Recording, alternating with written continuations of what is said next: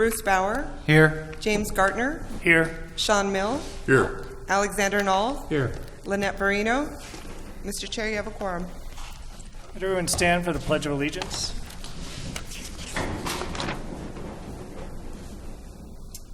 Ready to begin. I pledge allegiance to the flag of the United States of America and to the republic for which it stands, one nation, under God, indivisible, with liberty and justice for all.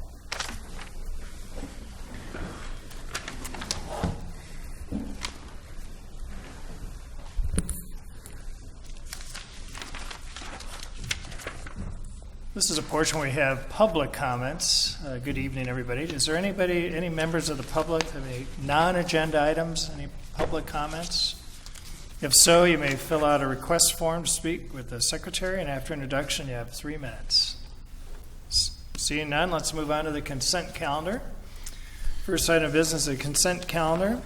We have a single item on there of the minutes. Do I have a motion? So moved. Second? Second. We have a motion from Commissioner Mill and a second from Commissioner Knoll. All those in favor? Aye. Opposed? Motion carries unanimously with Lynette Barino absent.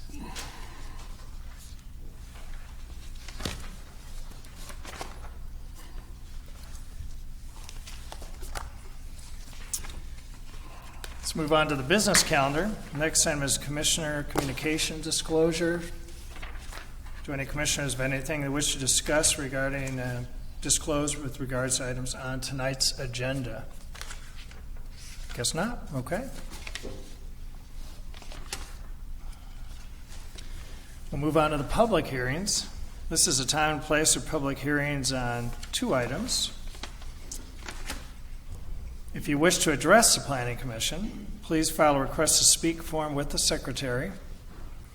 Comments are limited to 3 minutes unless an extension of time is granted by the Chairman. The action of the Planning Commission is final following consent of the City Council unless, if allowed by the Santa Ana Municipal Code, an appeal to the City Council is filed with the Clerk of the Council and a copy is sent to the Planning Department within 10 days from the date of the Commission's action or unless set for public hearing by the City Council. Staff will now have a presentation. Bernie, you're on.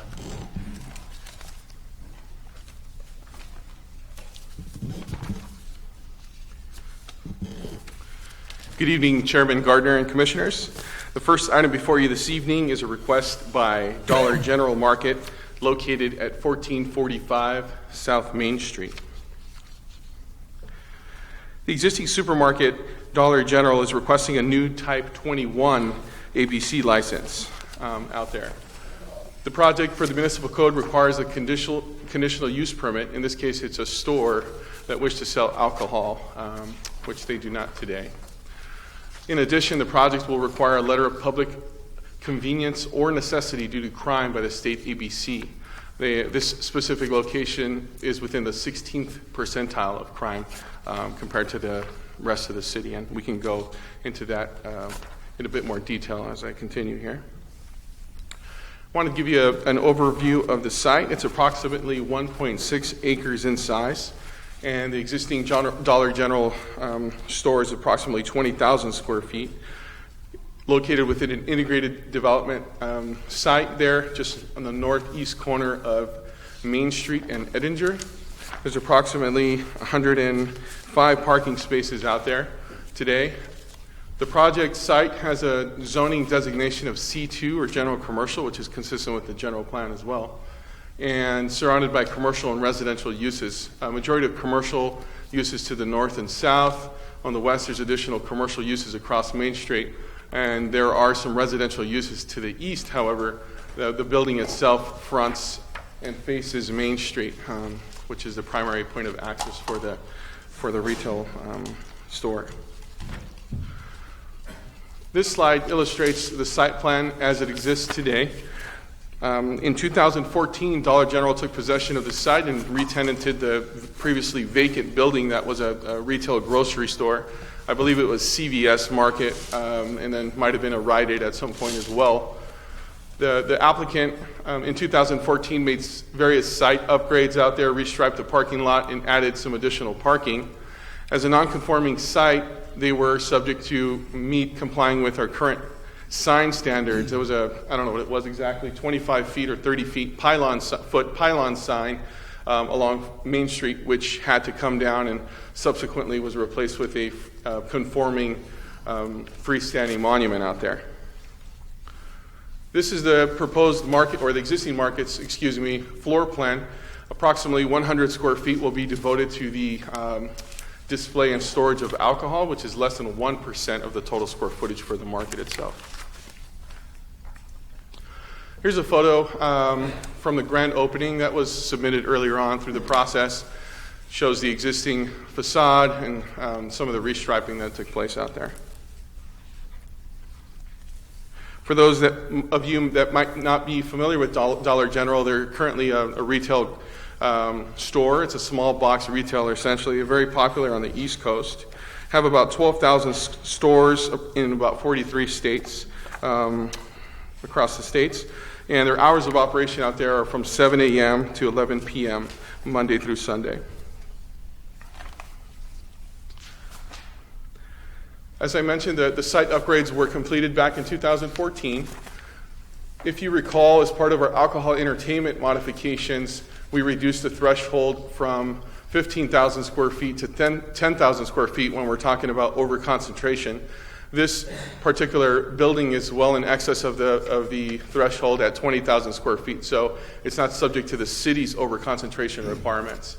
It will have to comply with that 41-196 section of the code relating to off-sale premise sale of alcohol for stores. And as I mentioned, Dollar General is an established grocery chain with established policies and procedures. The Type 21 really is intended to provide a one-stop shop to folks who want to come out and purchase groceries at this location and pick up a six-pack of alcohol or a bottle of wine. And this will afford the applicant the ability to do that. As a result, staff recommends adoption of a resolution approving CUP number 2015-21 as condition. As I mentioned with crime, and I'll have William McGovern here on standby in case you have any questions on the statistics that were provided in your staff report this evening. But we will need to prepare, we'll direct you, have you direct staff to prepare a letter of public convenience or necessity, and this is strictly due to the crime in the area as required by ABC. So that concludes my presentation. I'll open to questions at this time. Are there any questions for staff? Phil? Thank you, Mr. Chair. Of the existing establishments in that shopping center, do any of them currently have required security guards? Not to my knowledge. Okay. Commissioner Mill. Thank you, first of all, Bernie and Bill, for the statistics that you gave me regarding the crime specifically to that location. Given that it is in a very high crime rate area, has there been any discussion with the applicant in regards to having the distilled spirits perhaps in a locked, so they would need to have one of their employees come? I've seen it at a lot of places where they'll be in say, lack of a better term, a caged area for the distilled spirits. Have we had any discussion with them? Because I actually walked the center this afternoon, and the liquor store that's right there on the corner, the beer and wine is available, but their distilled spirits are kept behind bulletproof glass. So I was wondering if we've had any discussion with them, perhaps due to the crime in the area, if we could get the distilled spirits in a caged in, where the employees would have to go get it out for the consumer. Absolutely. I know Bill's kind of shaking his head, so I'm assuming he has not had that sort of conversation with the applicant. I know a representative of the applicant said they'd be here this evening, and I'm sure they wouldn't be opposed to locking up the liquor if they were asked to. But there hasn't been a conversation related to locking it up. Any other, Commissioner Mill, any other questions? Commissioner Bauer? Do you have construct a vicinity map of the surrounding ABC licenses? There is no map that was prepared as part of this analysis to indicate other ABC licenses. We do know there are 3 in the census tract and approximately 11 on sale and 5 off sale available, and there are only 3 currently being utilized in the census tract. And do you know where those are? Unfortunately, I do not have that information this evening. One is in the parking lot, the same parking lot. Any other questions? Commissioner? Already, thank you. Chairman Gartner, Already. I had a question about the conditions, and I noticed that on condition 14, and I know I've brought this up before, so I'm just asking for clarification. It says that you can operate, this establishment can operate between 7 a.m. and 12 midnight, but they're seeking till 11 p.m. Correct.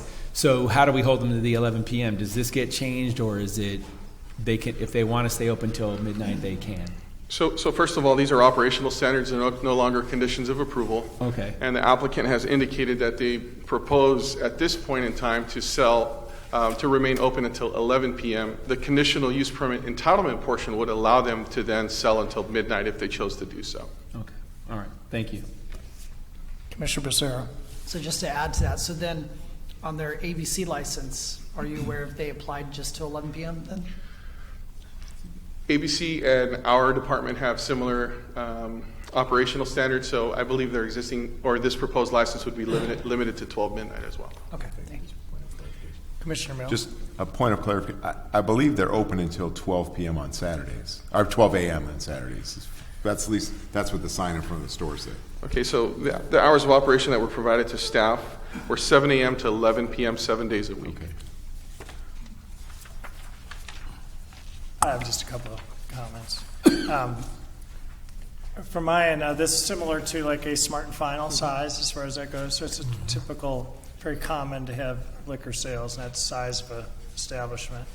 And as far as their operational standards with whether they lock it up or have a lid on it, or I think that's really up to them. I think from a planning standpoint, I don't see, I can't imagine us telling them they have to keep from theft, but I'm sure they wish to. So that would be their deal. Is there any other questions at all? Did we receive any written communications on this? Yes. And An email was received by Tim Rush and reads as follows. The Dollar General store is proposing to sell liquor at the above address, 1445 South Main. As a resident of the Wilshire Square neighborhood, I support this request. At present, our few options are 2 local markets and a few overpriced, small, limited selection liquor stores. Dollar General has up to this point run a very clean store, and I hope that will continue in the future. If this helps them stay in business and offer liquor to the nearby community, I think that is a good thing. Tim Rush, past president, Wilshire Square Neighborhood Association. that's, any comments from the public? Anyone turn in a wish to speak card? Anyone out there who hasn't turned in a card? How about the applicant? Do you have anything to add, or is the applicant here? No? Okay. I'd like to bring it back. Public hearing is now closed. I'd like to bring it back to the commission for a motion, discussion, and or both. Mr. Chairman, Yes, sir. I move that we adopt a resolution approving additional use permit number 2015-21, and that we authorize Plan Division to prepare a letter of public convenience and necessity due to the crime rate in the area. Do we have a second? I'll second that. Commissioner Bauer, we have a motion and a second. Is there any further discussion? If not, I'll just say this. Already? Just for sort of to make the record clear on this, I don't think it's a problem to require that they lock up the liquor. I don't think that's appropriate here. I'm just saying that I think it's within the purview of the commission to allow them to do that, if that would be the direction of the planning commission. But other than that, I don't have a problem with this application. Commissioner Becerra. I agree with Commissioner Alderete. I think it is within our purview to ask that, and I also agree that it's not something I would want to impose here. I do want to thank staff for the site-specific statistics, and I appreciate the follow-up on kind of breaking it down, and my hope is that on future cases of this nature, we'll have those sorts of statistics. I think that would give everybody that comfort that there wasn't before on certain other items. That's it. Any other comments? Well, I have a comment on that. I'm not sure it is in our purview to require them to lock it up. I would be interested in learning that, but I think that it's a business decision. I think we can recommend it. I'm sure they wish to. I probably would, but I just don't know if that is a decision on the use of the license or not. If I may, Commissioner Gordon, I mean, we're imposing conditions here, and that's basically what I think it's within already in the document, isn't it? I think that when someone's coming before us and asking for something from us, that it's within our rights as a commission, unless somebody from the lawyer's office, the city attorney's office, tells me that I can't. I do think that it's within our purview to I mean, we're telling them that they can't have public telephones on their premises. Well, it's their premises. How can we do that? Well, because it's a condition that we're adding.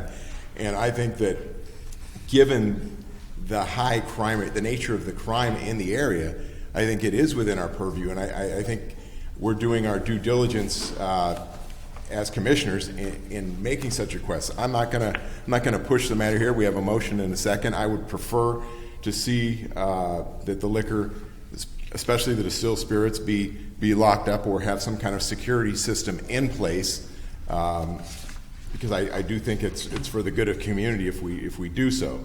However, we have a motion and a second. Unless somebody wants to make a substitute motion, we start all over. I'm not going to push for it here, but I do believe that it is within our purview here to impose conditions. That's what this process is about. So with that, I'll get off my soapbox. Chairman Gardner. Yes, sir. If I may ask, is there a security plan in place? I know many of these establishments tend to have some sort of details like cameras and all those sorts of items. Is that something that would be applicable here? Absolutely. As part of the off-sale standard operational guidelines, the applicant will work with our police department to ensure that their policies and practices are consistent with both state ABC and the city. Okay, so I mean, by approval of this, we would be empowering our PD to go forward with the security plan with the applicant. That is correct. So I mean, I agree with Commissioner Mill. I think it is within our purview, and by virtue of if we approve this thing, our police department will hopefully impose the conditions necessary to make them operate in a safe and productive manner. So with that, I'll be supporting the motion as well. So we have a motion, we have a second. We have a motion, we have a second. All those in favor? Aye. Opposed? Motion carries unanimously with Commissioner Verino absent.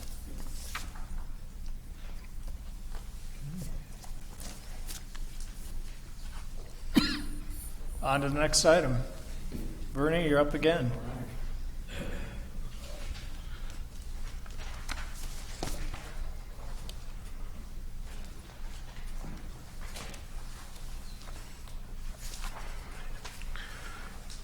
Good evening once again, Chairman Gartner and Commissioners. The next item before you this evening is a request by Venture Point Development on behalf of the property owner, RGA Group, LLC, as part of an existing shopping center located at 1330 East 17th Street. The proposal before us this evening, or before you this evening, is the demolition of an existing 9,100 square foot automotive retail and service pad that exists out there at the southeast corner of Grand Avenue and 17th Street. You may be familiar with the Big O Tire O'Reilly Auto Parts structure out there today. So the applicant is proposing to demo that older building and construct in its place 2 new building pads totaling about 9,300 square feet. So that's a net increase of about 200 square feet on what exists out there if you were to visit the site today. The request is to split up that square footage into 2 new commercial pads, the first being a 5450, a little over about 5,500 square foot multi-tenant corner restaurant / retail building pad. We have about 4 tenant spaces currently proposed in there, in addition to a drive-through window service as part of a new restaurant establishment at the intersection there. Also on the south side of the southwest portion of this site, along Grand Avenue, the applicant is proposing a 3,800 square foot banking center with a drive-up teller as part of the development. This development currently has one large anchor tenant, which is Target, and taking up about 110,000 square feet of space today. We have asked, since this is like the previous application this evening was a non-conforming site, various parking, landscaping, and building upgrades would be triggered due to the new construction of the two buildings out there. So some restriping of parking, additional landscaping along Grand Avenue to make up for some of the landscaping that doesn't exist out there. We're going to restripe some of the parking out there, and we'll go through that as we review the site plan. The application requires approval of a conditional use permit for the drive-through window service and a variance for parking. So here's an overview of the site. It's located, as I mentioned, on the southeast corner of Grand and 17th Street. That large white building is the Target structure, and then where the arrow is actually pointing is that big O'Reilly structure that exists today. As you see kind of faintly there in the site plan, there is no landscape setback or very limited one along Grand Avenue. The site itself is arterial commercial C4 zoning, which does permit retail sales. The site itself is surrounded by commercial to the north. There's that Walgreens store that was recently constructed, probably within the last 10 years. And on the south and east is all residential. Across the way there's the old Denny's building, and then the drive-through Starbucks further behind the site there. A few other commercial uses on the west. The Target has been the primary anchor out there since 1987. I was taking a look at some of the building records, and this used to be a Gemco. I don't know if many of you are familiar with Gemco, but I remember Gemco and Fedco and some of those classic retailers. But this used to be a Gemco store. Target's been there since 87. So here's a photo I snapped last Wednesday of what the building looks like out there. So it's a CMU, kind of a split-face building with some corrugated steel kind of wrapping around it. No real architectural significance other than it sits there today and occupies that square footage, as I mentioned, 9,100 square feet. So this is a site plan that shows the Target Center. Highlighted in green there are some of the pedestrian links we've asked the applicant to improve as part of the pedestrian and vehicular circulation improvements to the site. So there's a connection from the Target building to each of the shops, one to the north and then pad one to the south, and then individual links to Grand Avenue on the north and south of the site, as well as one pedestrian link on the north side on 17th Street. The two highlighted pads are the proposed building pads on the northwest at the intersection. There's the shop's one pad with the 4 tenant spaces. The restaurant tenant space would be the furthest to the west, so the one on the left-hand side would be the proposed drive-through window. They meet the minimum stacking requirement of 160 feet, so 80 feet to the pickup window and then 80 feet from the pickup window to the exit. One other notable thing to mention out here is that they are closing several of the curb cuts that are closest to the intersection, so that should also help with the circulation on site and help kind of traffic to move along Grand Avenue. One other thing I want to mention is Public Works is working on a future, I don't want to call it dedication, is it, Tag? Dedication out there, which results in about 32 feet, which is fairly substantial. The applicant has agreed to install 15 feet of landscaping, so technically you have about 30 plus feet of landscaping out there in Grand Avenue as part of this project. Should the city, or when the city comes around and takes that piece of property or purchases it, there will still be a conforming 15-foot setback out there. Here's a floor plan of that corner pad. As I mentioned, the restaurant would be Suite A there. And Suites B, C, and D are all about 1,200 square feet or so. And then the banking center on the south is going to be approximately 3,850, which we're calling Pad 1, and then the drive-up teller windows you see on many of these new banking centers is going to be on the right-hand side or on the east side of the building.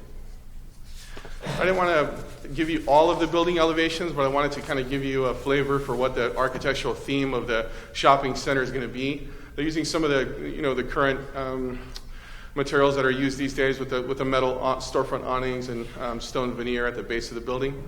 They are using some high-quality commercial storefront systems, some smooth smooth finish stucco, and then various green screens to avoid some of the blank walls that could be identified there as a graffiti measure.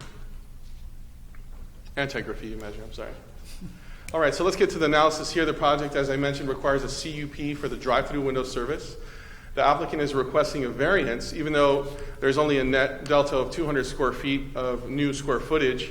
The site is required to be treated as though we're a new development. So they're requesting a 21% parking reduction for required parking out there, and I have the numbers here.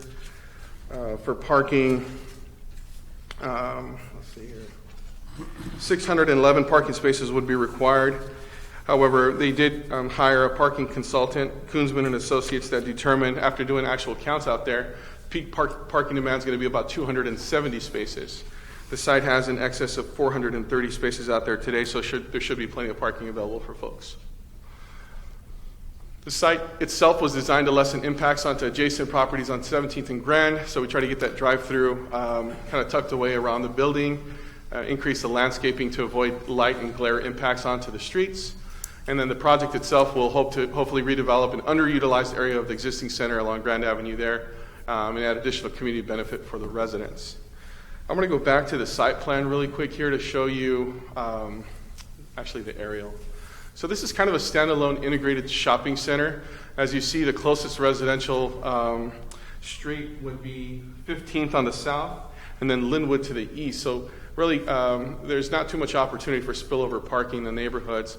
And based on the variance request, I think the parking consultant did a good job of taking a look at peak periods for usage out there.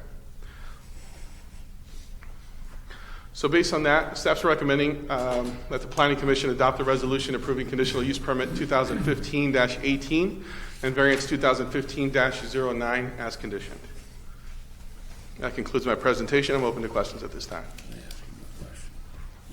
Commissioner Knoll, questions? Bernie, Sure. go back and show us where the curb cut reductions are going to occur on Grand Avenue. All right, so at Grand Avenue there, do you see the horizontal green band? I'll kind of point to it here on my pointer, if we can get to it. All right, so there, and John, you can jump in here. The applicant is also here to confirm this. But there's an existing curb cut at this location that will be closed, which is one where you see kind of folks weaving in and out to enter Grand Avenue. Mm-hmm. So you're going to remove, okay. And then there will be what, 2 along 17th Street? The existing one. That is correct. There will be 2 curb cuts on 17th Street. I believe, and John, you can correct me, but there's an additional curb cut along 17th here closest to the intersection. There'll be one at this location, which is existing, and then a secondary one just north of Target that's going to exist as well. So 2 on each of the arterial streets will remain. Thank you. Commissioner Bauer, looks like you're thinking of a question. No, I just looked from the map, looks like there's 3 cuts on 17. One way at the right. Yeah. I think All right. that's there is. Right, And there's yeah. only one up. But what Bernie's saying is they're getting rid of the one closest to the corner. There's one closest, right. I didn't mention the service. It's a service drive back there for loading and unloading, but you're correct, Commissioner Bauer. There are 3 on 17th Street. Commissioner Alderetti. I have a question just about, if you could just, with your pointer, show me where the drive-through is and then how it's accessed, the ingress and egress for that. Absolutely. So here's 17th Street. Vehicles will be traveling eastbound on 17th Street and entering the site utilizing this drive approach, and then would proceed to enter the drive-through at this location, and then proceed through the drive-through here, and the drive-through exit would be here. Okay, so and then you said the standard is what, 80 feet, 80 feet? It's 80 and 80 from the pickup window to the exit, and then from the entry to the pickup window. Okay, so do we know if we'd have any sort of issues like we've had with the in and out on Bristol? Because that's really the thing that brought this Right. to my mind. I know quick service restaurants need the car access and the drive-through nature of it, but that's the only thing that I always worry about. It's interesting that you brought up In and Out, because our public works agency these days has been taking a very conservative approach at drive-throughs citywide, Okay. and they use the In and Out model in terms of peak generation of parking and circulation for those types of things. So this proposed layout seems to function. Okay, perfect. Thank you. Commissioner Becerra? Commissioner Mill, you're good? Okay. Thanks, Bernie. Do we have any communication from the public besides what I have in my hand? I have a speaker card, but any written? No, none received. Okay.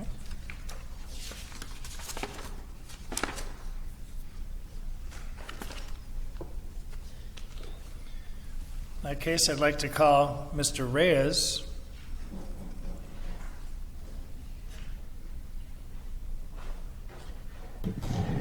Good evening, Chair, Commissioners. I'm basically here to support this renovation of the shopping center. I think it needs it. I think I see a lot of landscaping that's been added, which is great. I'd like to see something similar to what we have at the Albertson Shopping Center. There's a lot of trees there, a lot of greening, a lot of landscaping, and this intersection really needs that, especially the shopping center here. I live in that area. I grew up in that area. I'm actually neighbors call me, hey, go over there, see what's going on. I'm in support of what's going on here. But mainly, I understand that this developer, RG, or this owner, also owns the shopping center on the northwest corner, which is where the Goodwill and the CVS is. Am I correct on that? Okay. So I'm going to ask this owner to do something nice with that shopping center. It is an embarrassment to the city. Okay, and I'm glad that you're doing something with the shopping center. It's upgrading it. I used to go to Zodi's. I used to go to Gemco. I grew up in this area. I'm very proud of this area. But the shopping center on the northwest corner, it is an embarrassment. I mean, people are always telling me what's going on there. It looks awful. It's like a third world country when you're driving there. And we, Santa Ana resident, we deserve better than that. And I hope that this owner, I mean, it's just been like that for years. I'm glad they're doing this with the shopping center. It looks like it's going to be a positive to the neighborhood, to the neighborhoods in the area. It's a great intersection. So I'm happy with the improvements. But I really want them to do something with that other shopping center. And this is not just me, this is our other residents in the neighborhood that are always telling me what's going with that shopping center. It is an embarrassment to us that live in this area. Thank you very much. Thank you. Is anybody else out there who wish to speak who may not have filled out a card? How about the applicant? Oh, now you're the applicant too? No. Is the applicant here wish to speak, or come on up? Yeah.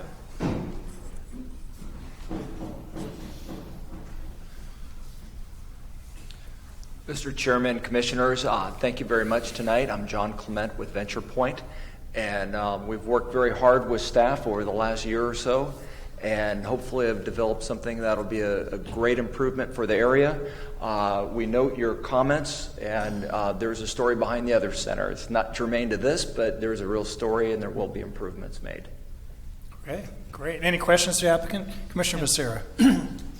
I like what I see as far as the site plan. It makes sense for that area as far as the corner and the other pad. One thing I expressed to staff earlier today was there's a couple of blank walls that I think could use some of the green screen. You know, to echo Mr. Reyes' concerns, you know, you guys have done a lot of landscaping, and the way Vernie presented it, there's definitely some real huge buffers of landscaping along Grand.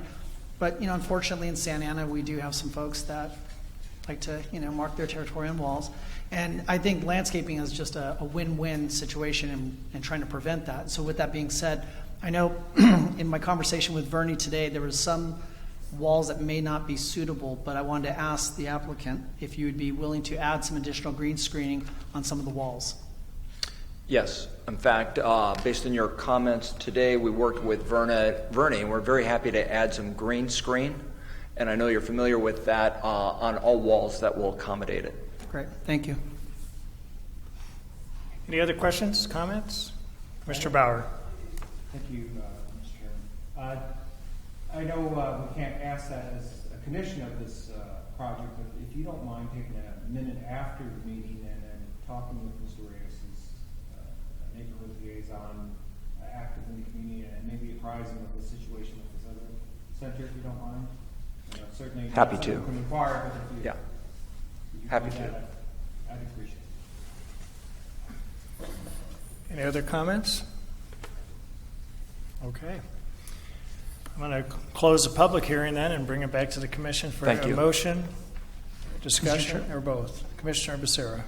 I'd like to go ahead and make a motion to adopt a resolution approving CUP number 2015-18 with the additional condition of the additional green, what do we call those? Green screens, and to adopt a resolution approving variance number 2015-09 as conditioned. And I'll second that with a comment. Go ahead with your comment. Thank you. I just want to echo Mr. Reyes' comments. First of all, I want to say thank you for cleaning up this center. This is, again, it's part of a major thoroughfare through our city. I drive past there 4 or 5 times a week, and he's right, it's embarrassing. I know the other corner, you guys don't have any control. The Denny's over there, it's closed down. And when people are coming into our city, it just looks, again, it sends the wrong message. For years, that's how it used to be there at Tustin and 17th. That now that shopping center, you come in and it's like, wow, it sends a message that things are good. Then you go down 17th a couple blocks, and it's like that problem starts all over again. So I got to commend you on what you're going to do here. I think it's a tremendous upgrade because for years I always thought, like, what a shame when I drive past it. We're not utilizing the space, and it's just not attractive. So I want to thank you for that, but I also want to echo Mr. Reyes' comments. If we can, and I know you said that there's a story to it, but I just hope that in the coming years we're going to start to see that get redeveloped, and then the other pieces of property in the area, which I know you have no control over as well. Because again, we want to send a message to people when they're coming into our city. And also a message to the residents of the city that we care, and this city is doing well, and I think this is a step in the right direction. So with that, that's all I have, sir.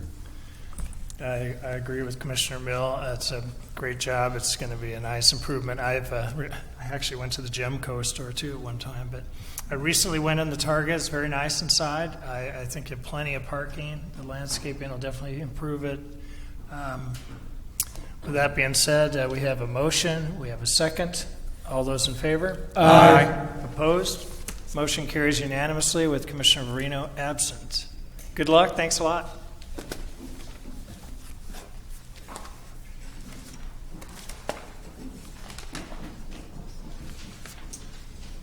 We're going to move on to the work study session.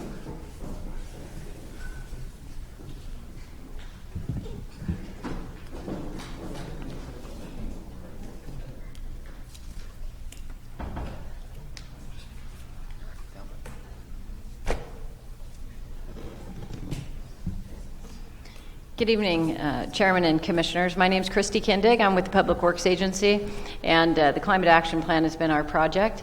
I wanted to provide you with a brief update on it tonight. What is a Climate Action Plan? Well, a Climate Action Plan is a roadmap to reducing greenhouse gas emissions.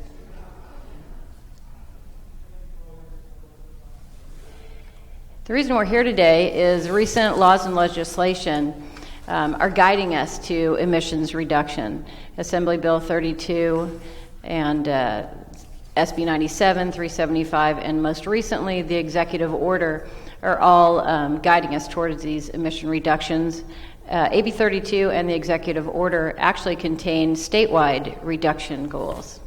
We believe that the next step is going to be that there will be reduction goals mandated at the city level, and this will position us to be early adopters. What does a climate action plan mean for Santa Ana? It really means we become more livable and comfortable. Among many of the benefits are improved air quality, a reduced traffic congestion, and also improvement for public health. The sectors that we addressed that are identified as the highest greenhouse gas emitters are transportation and land use, energy, solid waste, water, and wastewater.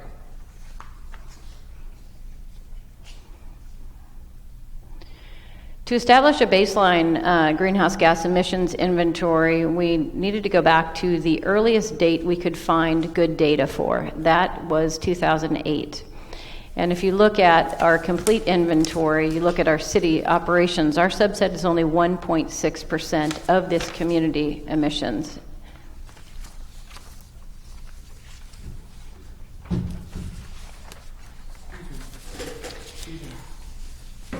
you mind taking a question? Is that appropriate?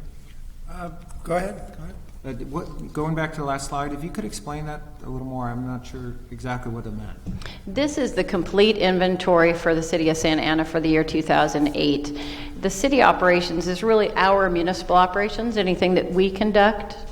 So that's the very small amount that we internally have control over, and the rest would be what is the residential commercial emissions, which equals together the total community emissions. Okay, so of the 100% in the city of Santa Ana, the city itself only produces 1.8? 1.6, yes. Okay. So in looking at the community emissions inventory, you can really see that transportation is the highest emissions sector, followed very closely by energy use in residential and commercial buildings. The other sectors are very small contributors. But the good part about this slide is that if you look at our per capita emissions, it's 5.5 metric tons of CO2 equivalent. And this is very much lower than most other cities in California. Just comparing it to Mission Viejo in 2008, they were at 7.25. Aliso Viejo was at 7.1. And the city of Los Angeles back in 2004, they were at 13.5. So this positions us quite well. Now we're looking at our city operations emissions, and it's really made up of buildings and facilities, lighting, employee commute, and again, this is that 1.6% of the whole emissions inventory. So our first step in developing the climate action plan was to ask to have goals set for our emissions. So City Council adopted or approved of these emissions reduction goals, 15% below our 2008 emissions by 2020, 30% below 2008 by 2035. Internally, we set a little bit more aggressive goal because it's something that we have much more control over. So we set them at 30% below 2008 by 2020 and 40% by 2035.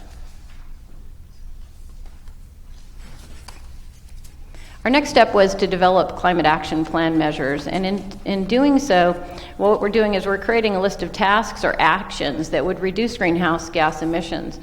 And we really wanted to make sure that this was a good, solid plan, so we went out to stakeholders in the community. We worked with the city steering committee, so we worked with people like architects and builders, the U.S. Green Building Council, city,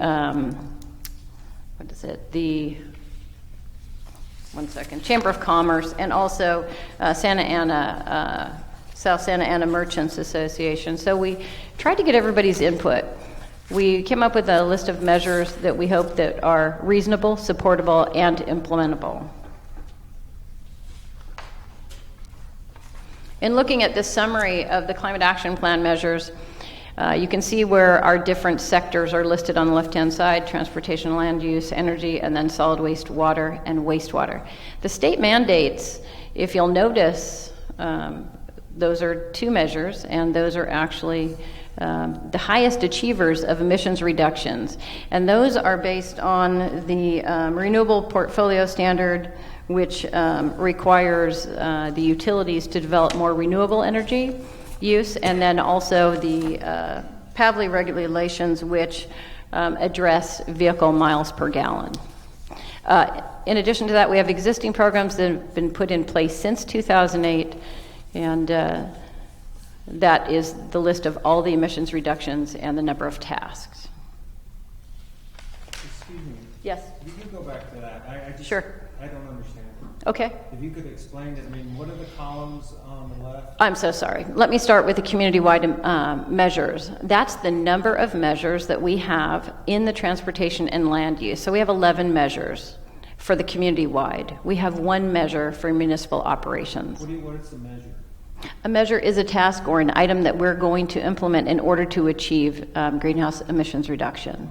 So, and so then we continue down the column for each of the sectors. That's the number of measures that we have. And then the columns on the right is the reductions achieved through those measures, both for 2020 and 2035, which is when we set the targets for.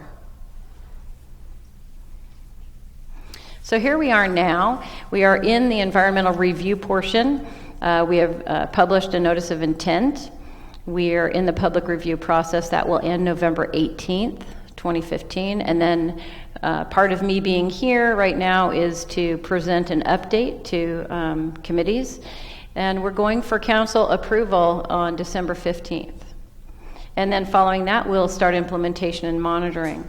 We also plan to re-inventory every couple of years, and we view the CAP as kind of a living document that will change over time. Maybe we'll identify more measures to include, and maybe they'll also be very much impacted by state mandates.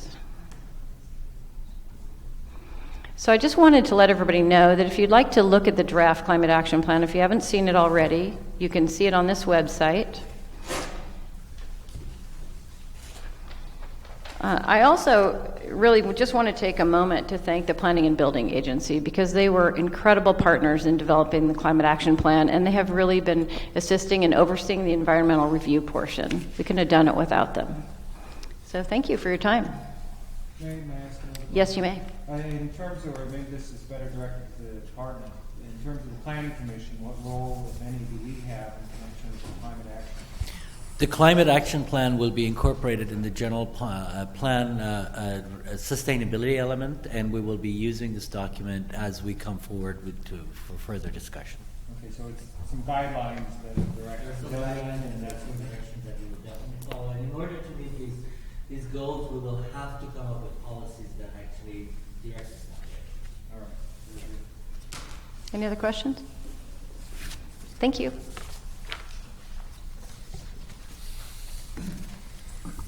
Is there any discussion in the Planning Commission, or has questions already been asked?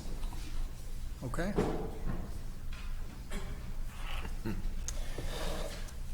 We'll move on to excused absences. Do we have a motion to excuse the absence of Commissioner Verino? I move that we excuse the absence of Commissioner Verino. Commissioner Nall, Commissioner second? Second, I'm going to second it. Okay. All those in favor? Aye. Opposed? Motion carries unanimously, except for the person that's absent, Commissioner Verino. Staff member comments? Lisa? No? Candida? Yes, last week you asked us to give you an outline of future agenda items, and on next week's agenda item for November, next future items are going to be an alcohol permit at the Knife and Glass, which is in the Roost project at 601 East Santa Ana Boulevard. We will also be looking at a CUP for the wireless communications facility at on 4th Street at 1029 4th Street. In addition, we wanted to let you know, and Commissioner Becerra was there, but on November 3rd, last week, we had our first general plan community meeting, and it went quite well, and it will be the first of many. We're going to be developing a pretty comprehensive community input participation program and looking at different stakeholder groups throughout the next few months. So we will let you know of those before and after they occur. In addition, that was all I had on my list. Are there any questions? No. Questions? Yeah. Commissioners? So we're going to meet on the 23rd, the Thanksgiving week? Pardon me? We're meeting Thanksgiving week on the 23rd? Yes. That's to celebrate my birthday. That's my birthday. So I have to have a meeting. I'm not going to be here.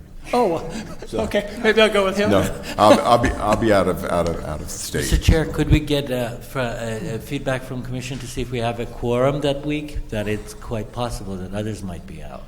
Well, it certainly wouldn't break my heart to miss that, but I'm currently in town. But if you're out of town, Sean, you'll be here. You never know where you're at. You never know. You guys going anywhere? I'll be here. Thank you. It's fine, yeah, so. Any other comments from staff, questions? No, Okay. thank you. No. Commissioner Becerra, 30 seconds or less. Seriously. No, we should make, we don't want to have a huge presentation. Staff comments, I noticed we Bernie's going have. to load my PowerPoint. I mean, come on. Go ahead. Burnett, sorry. Well played. No, so, yes, that was great, what you guys did last week. I thought that was a good turnout. I liked the format, what you guys did, getting the input from the community, and I'm excited to see what's going to happen with the other stakeholders, and then, I forget what you called it, but bringing them all together, The trade. Wow, Jimi Hendrix. Purple Haze. Energy. Purple Haze. I will use my voice. We called it the trade-offs meeting. Trade-offs. Correct, yes. So that should be an interesting exchange of ideas. Another thing I want to speak to real quick is something that was in our agenda packet this evening, and that was the letter from Lion in regards to the public art at 1901 East First Street. I really didn't appreciate the tone of the letter. I felt like it was just kind of telling us what they were going to do. In my experience, that's just not something that I would have expected from a developer with such a great track record as Lion has. And I hope that in the future, I think based on the experience that we've all collectively had, I hope that when the development agreements come forward, I hope that there will be a little tightening as to how these things move forward as far as the art portion. Many art projects have come to the commission and we've provided input, and I think they've turned out really well. Just frankly, I'm disappointed in Lion's attitude as far as how they want to proceed on that. And that's all I have. Thank you. Commissioner Already. Thank you. I'm going to follow up on Commissioner Becerra's comments. There exists a working relationship between developers in this city and any other city, and this sort of unilateral act is offensive to me. And under their interpretation, which I'm not sure ours is the correct one, under Lion's interpretation, they could submit any piece of art, including offensive art, which would have to be, for me, an absurd result. So I'm not sure they're even right on the contract interpretation. But be that as it may, they've been good partners. I don't know why there's a change, and hopefully we can resolve this in the future.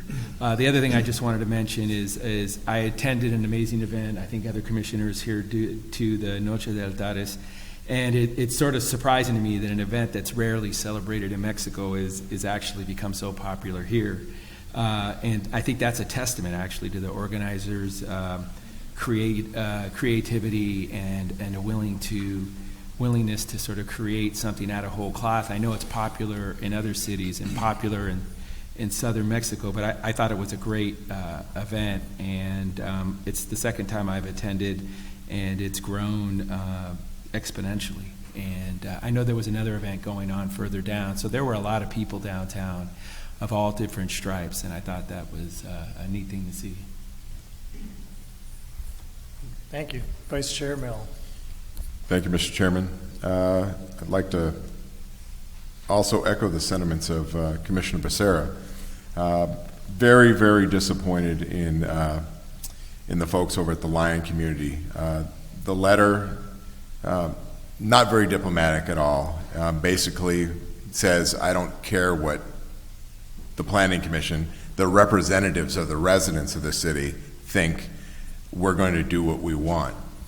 I just think that that's just bad form. Very disappointed that that we spent 30, 45 minutes on the presentation, and it was just a dog and pony show. That if we didn't want to, if we didn't like it, well, it's too bad, we get it. Well, I wish I'd have known it was a dog and pony show and we could have just moved on and spared ourselves the 45-minute presentation. If that's all it is, if we're going to bring things and all we're supposed to do is rubber stamp and say, yes, sir, boss, and do what they tell us, then at least I'd like to know that up front. I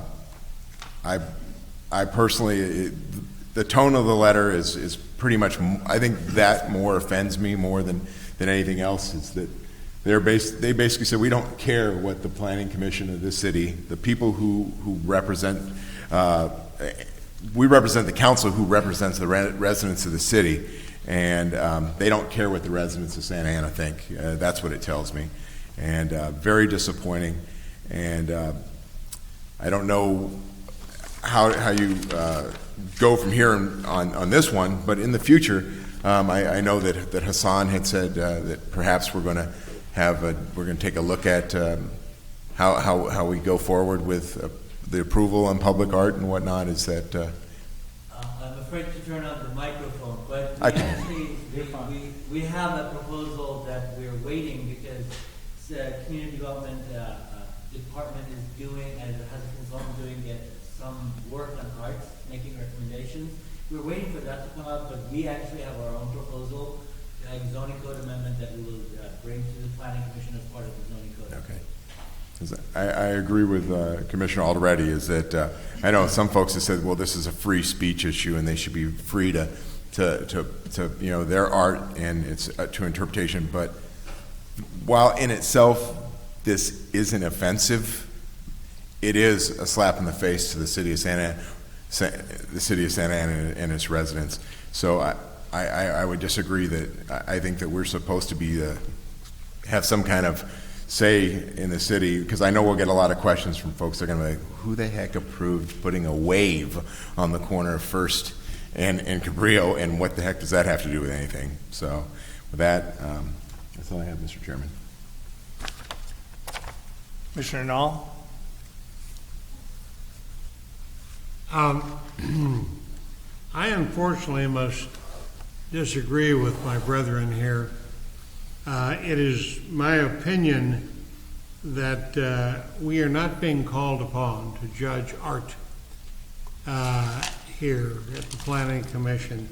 I have over the years had occasion to serve on a couple of, I guess you'd call them committees, wherein we approved of, chose, selected several different artists who in turn could be and were used by developers here in Santa Ana. For the record, I wasn't real wild about that Las Olas statue that Lion liked, but it's not my job to tell Lion how to design their properties or what to do with their statues out in front. And I think we've got to be very cautious about this sort of thing, and I don't mean to say that we ought not take ourselves seriously, but this is not something we should be involved with. So I hope that in the future we will keep this in mind and allow developers to choose whatever art they wish to use, whatever statues. We've made it clear that that we have a requirement in the city, as do many cities, that there be public art such as it is. And if the developer complies with that rule, we should be quite pleased about that. And with any luck, the developer will use good judgment in what they select, keeping in mind that that may affect their ability to find tenants for their property or purchasers for it, should that be what they wish to do. Thank you, Mr. Chairman. You are welcome. Commissioner Bauer? Well, I too take objection to the tone of the letter. I think the city is within its right and in fact does outline and provide guidelines in terms of what public art is supposed to mean or supposed to provide within projects within the city. And they obviously violated the spirit of the law, maybe not the letter, as they're sort of relishing in their communique to us, that they've apparently are in accord with the letter of the law, but certainly violative of the spirit of the law. And that's too bad. And I wonder if we can communicate in some manner to the developer. We can do that sort of informally. I understand this isn't an action we're taking, but certainly communicate, because I don't want this, we're speaking to an empty room here, and then these communications aren't passed on. But if you could pass that on, and with that, I'll leave that at that. And I, too, attended the Noche de Autores event. It was fabulous, unbelievable. It's grown immeasurably. It's a real star now on the city's calendar. I also went to the Somos, the Ciclavia, the second Ciclavia event that the city put on yesterday, and that, too, was an amazing event, and made me very proud to live in Santa Ana and be a resident here. Could I add something? If you insist, of course. I had intended to say something along these lines. I didn't happen to attend this Noche de Altares event. I spent many years of my life living in Mexico City, and I like a lot of this stuff. And I'm glad that we do it. And oftentimes there have been many objections and complaints that all we do is Mexican stuff. Well, some of this is really pretty neat, and this was an example of it. I'm delighted that it's so well done. At least that's been my experience in observing it, and I'm very happy that it's been done that way. Thank you. Thank you for the kind words. I'm not going to talk about the art project because it's really not a discussion item. And I think with the comments, I seriously was trying to keep them short and that stuff, but I know you guys wanted to air that. But it would be interesting to know what, in the future, how that shakes out. So I have nothing else. And in that case, meeting adjourned. Thank you, Thanks. Mr. Chairman. I'm so pleased. Whoa. Boom. Oh.